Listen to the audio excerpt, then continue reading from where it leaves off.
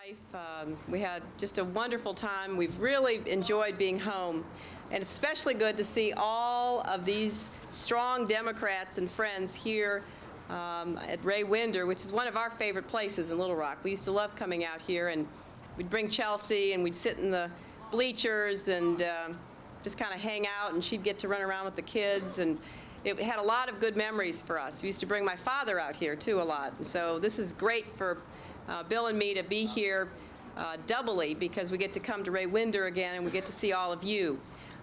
In a few minutes, the President will tell you all the reasons why what you've done is so important, being here to support Democrats for all levels of elective office here in the state.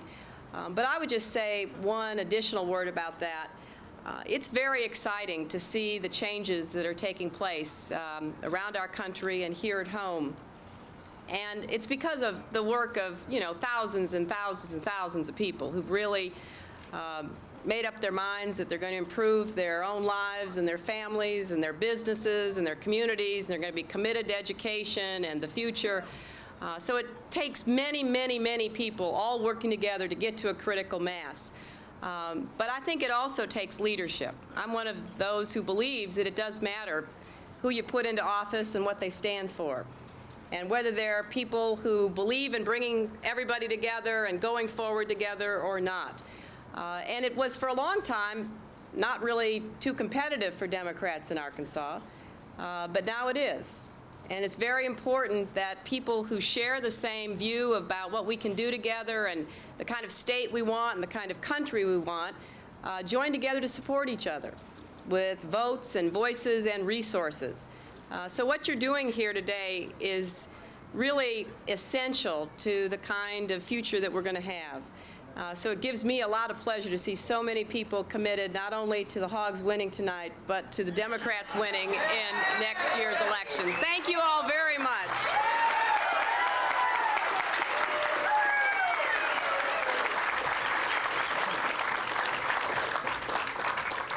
Thank you, Hillary.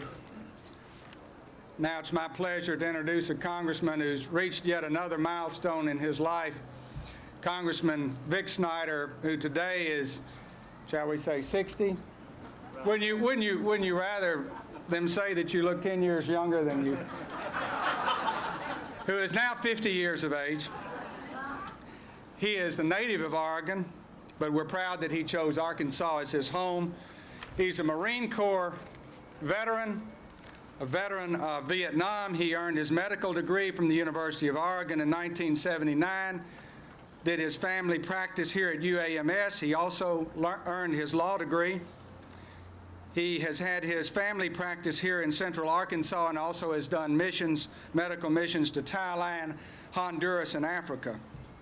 He served as state senator from 1991 to 1996, and it was my pleasure to serve with him some of those years. He's a member of the House Committee on Veterans Affairs and National Security. My friend, our friend, Congressman Vic Snyder. Thank you very much. Thank you very much. When Marion and I had the opportunity to hear our first State of the Union address, we actually get to be in the chamber and all the excitement, and I was sitting there listening to the President's speech, and I thought, wait a minute, I have heard some of these themes before about education and opportunity and scholarships for working families and looking ahead to the future and the global economy. And I can tell you what, in the last few months, if we had not had Bill Clinton in the presidency, the tremendous opportunities that came out of the balanced budget deal would not have been there. It was just his persistence and drawing a line in the sand that brought those about. This last couple of weeks in Washington, it looks like campaign finance reform. People might give it an even shot now of something happening, when a month ago they would have said it was dead in the water. But part of the movement on this thing has been our president, who said, well, if you all go home without doing something, I'll call a special session. And I thought, well, wait a minute. I seem to recall something with an ethics law that didn't get through a special session. And Bill Clinton took it to the people and took it to the streets and got signatures and put it on the ballot, and it passed in 1990. So we know the kind of man he is on these issues of ethics reform and campaign finance reform. I think Washington's going to learn about what kind of man he is on these issues, too. And thirdly, we have this terribly wrenching issue going on in Washington right now over the election of Loretta Sanchez in California. Beat Bob Dornan by almost 1,000 votes. Has been this, yeah, thank God, let's say. Thank God for Loretta Sanchez, all right? But since that time, the Republican Party has had this tremendous amount of resources, tremendous amount of power, subpoena powers given to Bob Dornan, and continuing to antagonize and just go after poor Loretta Sanchez. It's to the point now where immigrant Americans in Southern California are fearful of what's happening. I cannot imagine the party of Bill Clinton, the Democratic Party of Arkansas, the Democratic Party of this country, treating other Americans the way the Republican Party is in Southern California. So it's with great pleasure, as somebody in Washington who feels very proud that Bill Clinton is there, to introduce to you the first constituent, President Bill Clinton.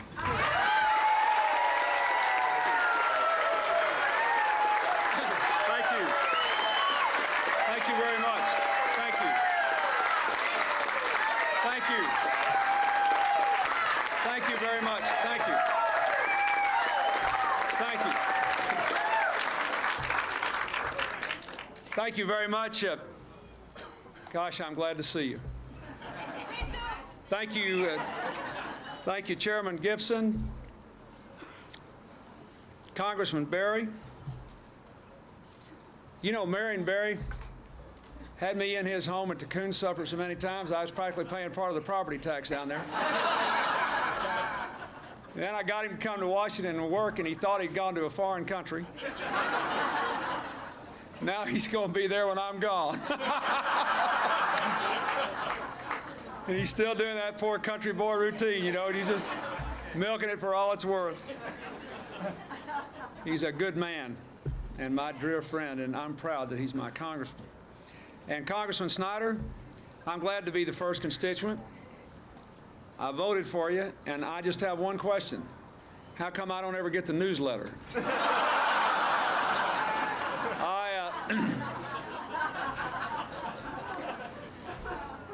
You know,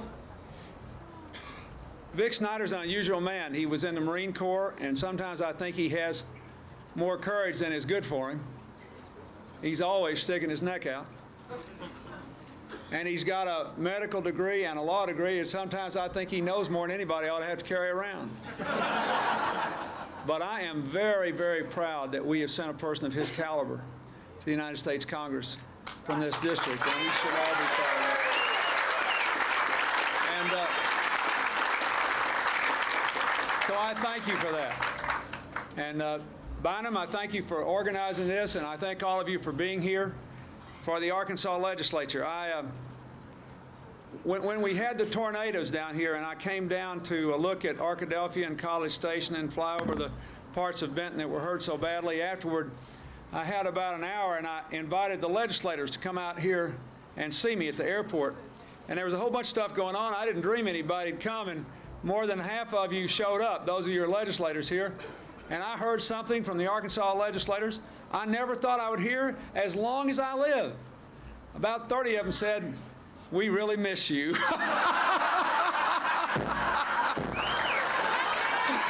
thought I would never hear it.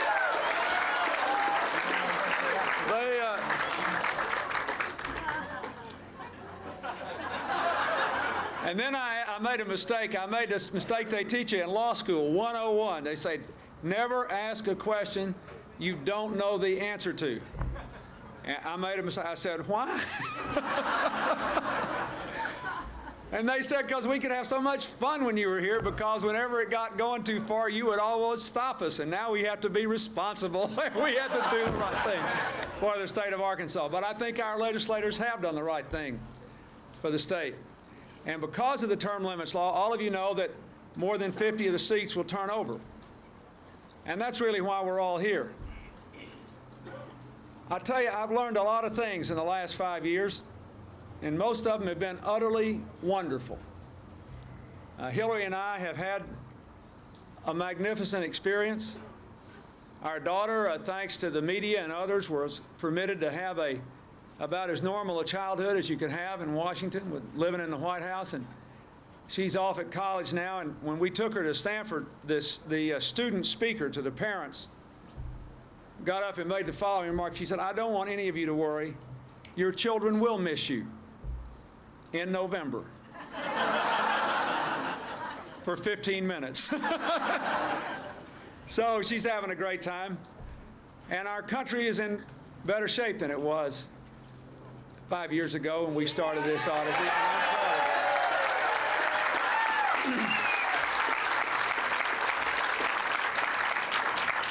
And I guess what I'd like to say to you is that the country works best when there are two parties with different views that are both strong, that are required by the dynamics of the situation to make principled compromise. You heard what Vic said. That balanced budget we signed is a great thing for America. But I want you to know that the Democrats made some critical contributions to it without which it never would have happened.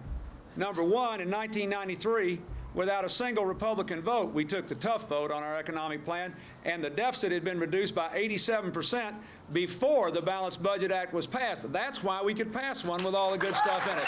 And you should never forget that.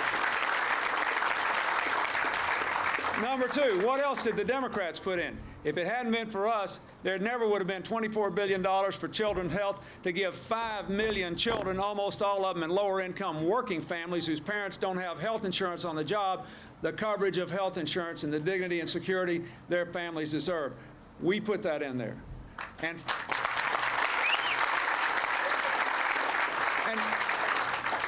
the third thing we did, which I think 30 years from now will live along with the fact that we finally balanced the budget for the first time since Lyndon Johnson was president, will live as the enduring legacy.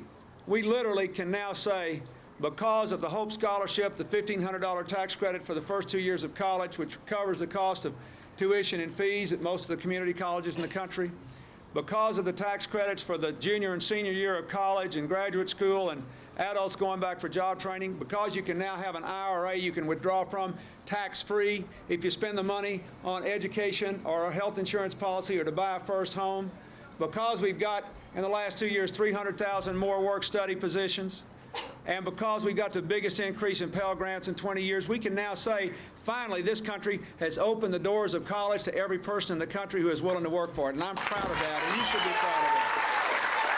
And that was what our party put in there. And it was our party that overwhelmingly supported the family and medical leave law, and that got the minimum wage law raised for the first time in a very long time. And in so many other ways. And it was our party standing united, these members of Congress behind me, that enabled us to stop the contract on America from going into effect in 1995, even after the government was shut down. So it matters. There are differences that are honest in these parties, and it matters what we did. There's another thing that Vic Snyder said that I don't think we ought to dwell on too much, but it bears repeating. There's a difference in the way we do our business, too. There's a difference in the way we do our business, too. And I came to Washington sick and tired of the politics of personal destruction. And many times over the last 4 years, it has broken my heart to see how people tried to put all of you on trial and our whole state on trial. And I went back in my own mind to a chilling phone call I got in 1991 from a man who was kind of a friend of mine in the other party, who said, "We can make people believe anything about Arkansas. You're the only guy that can beat us. If you run, we'll take it out on them." And they were as good as their word. But you did not weaken, and I kept smiling, and Hillary kept smiling, and the country kept doing better, and the people that were doing that just got madder and madder and madder and madder.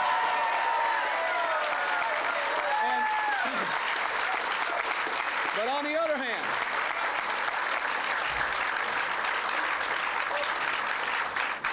and against all the odds, after all you've been through, you came through and you voted for me overwhelmingly again last time, and I am more grateful than I can say. But I want to tell you something else. It matters who holds these positions. It matters who's in the legislature. You know, I was a voter. I voted against the term limits amendment. I used to joke with people that whenever John Miller walked in a room I was in, if there were 100 people in the room, the knowledge of state government doubled when he walked in the room. You know, I used to say to people, I used to talk about, the people that had been around there a long time, and we'd fight sometimes, but I always thought it was a good thing to have elected citizens with the real power reins. And now we have to be sensitive because all of our newer members are going to have to rely more on permanent staff people. And they're going to have to listen more to the lobbyists because they'll have information they don't have. And so we're going to have to work hard to make adjustments. There's no such thing as a perfect system. But we need good, knowledgeable, hardworking, honest people to present themselves to serve in the legislature more than ever before. And if there is any good thing about it, we'll have to go to people and say, look, you don't have to take your whole life doing this because we got these term limits now, but your state needs you to step forward and serve. And then I want to see the Democrats out there running positive campaigns. Vic and Marion will tell you, when I was pleading with all of our Democrats to vote for the balanced budget, because of the things that were in it, because it had integrity, it was a good Democratic budget, and I was sick and tired of saying the Democrats were the party of tax and spend. When we took the deficit down all by ourselves, I argued the following. I said, look, when I became president, what did you hear at every election about our party? What did they say? They said we were weak on national defense. They said we didn't really support a strong foreign policy. They said we couldn't be trusted to manage the economy. They said we were weak on crime and weak on welfare. I heard it all like a mantra over and over again.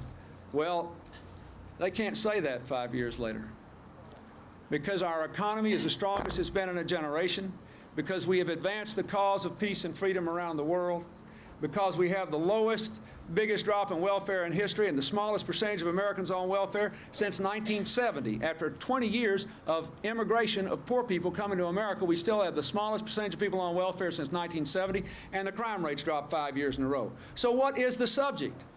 The subject is, how are we going to organize this country so that everybody has a chance to live up to his or her God-given capacities? How are we going to organize our lives so that people can work and still do their most important job, which is to raise their children properly? How are you going to balance the demands of work and family? How are we going to grow the economy and preserve the environment? Those are issues that require people with our kind of values and our kind of interests and our kind of insights. And the future depends upon that. I pledged when I went to Washington I would change the federal government. I would make it more active but smaller and give more power to the states, and we have done that. Now, if the states have more power on everything from education to welfare and a whole range of other issues, it then becomes even more important who is in the legislature. So I'm telling you, I'm glad you're here. We need the money. I'm glad you're here. And I should point out that this fundraiser is completely consistent with the state law, and if we finally get Congress off the dime and pass the McCain-Feingold bill, all the limits here would be way under that bill. So this is the kind of thing that is good for America. I'm glad you're here, but I need two more things. We need, number one, we need good candidates to come forward, and secondly, we need you to work to win. And let me just ask you for one more thing, and I'll be home to help. We must not lose the seat now held by Senator Dale Bumpers in the election of 1998. And it suits me.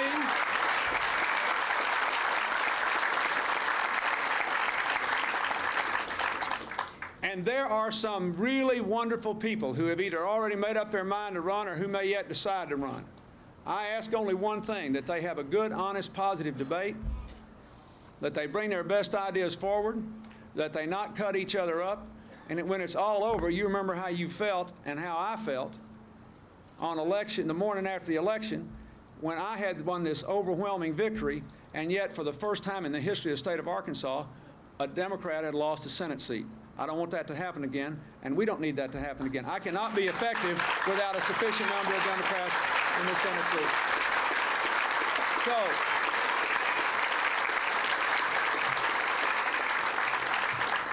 I want you to be in a good humor about this. This country is in better shape. And don't worry about us. And the tougher it gets up there, I always know the better America does, the worse they'll try to make it. It drives them nuts. They just hate it, you know. And I don't understand it. I always thought we should be happy when people had jobs. I always thought we should be happy when the country was at peace. I always thought we should be happy when people were advancing peace and freedom, and we were actually marching forward and facing our problems. But, you know, there's a lot of wonderful people in Washington, and then some of it's like another country. And they'll be shedding me soon enough. They ought to just relax.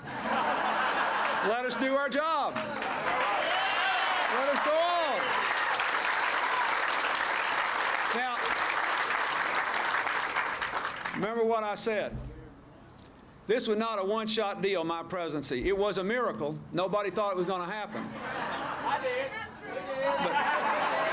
But in the beginning, only my mother and my wife thought we were going to win. Even my daughter and I had doubts. But it's part of something bigger. It's got to be part of something bigger. You have to understand there are fundamental differences about how we view the future. So that if you like what we've done, keeping Marion and Vic in office is a part of it. Electing people to these vacancies in the legislature is a part of it. Holding Senator Bumper's Senate seat is a part of it. You have to see this as a part of our life's work. This is part of what we are as citizens. 3 years from now, you know, I'm going to come home, we're going to have a library, we're going to have a lot of fun. I'm still going to be a citizen. I'm still going to care about this, and I want you to care about it. So thank you for being here, but hammer them, hammer them. That's a good idea. God bless you.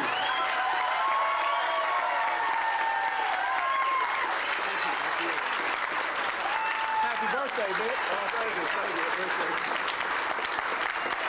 We're supposed to have a cake or something. Don't you think, since this is a momentous occasion in the life of Vic, that we should all celebrate his reaching the half-century mark? Happy Happy birthday.